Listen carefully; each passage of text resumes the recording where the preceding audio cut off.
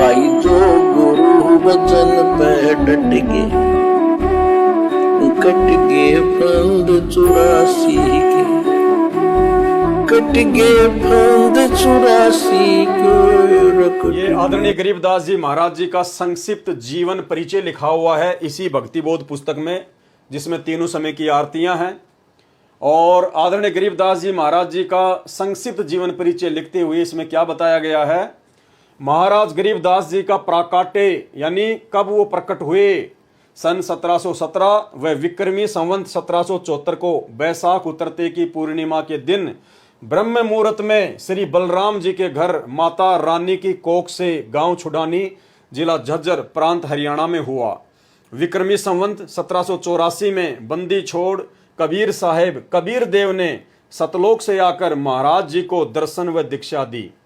जब महाराज जी गऊ चराने के लिए कबलाना गांव की तरफ लगभग 1.5 किलोमीटर दूर खेतों में गए हुए थे, जिसे नल्ला कहते हैं, महाराज जी के 6 संतान थी, 4 लड़के और 2 लड़कियां।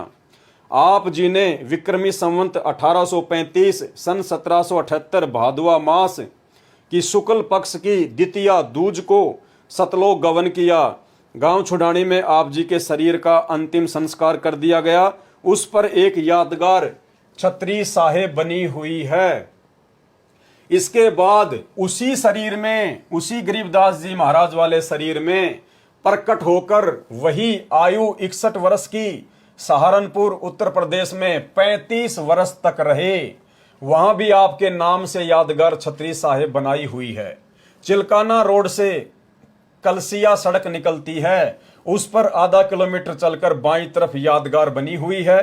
पास में ही श्री लालदास जी महाराज का प्रसिद्ध बाड़ा है, जो संसार में प्रत्यक्ष प्रमाण है कि परमात्मा बिना मां के भी शरीर में आ सकते हैं। जिस प्रकार गरीबदास जी महाराज जी सहारनपुर में प्रकट हुए बिना मां के शरीर के, तो इसी प्रकार परमात्मा कुछ भी कर सकता है।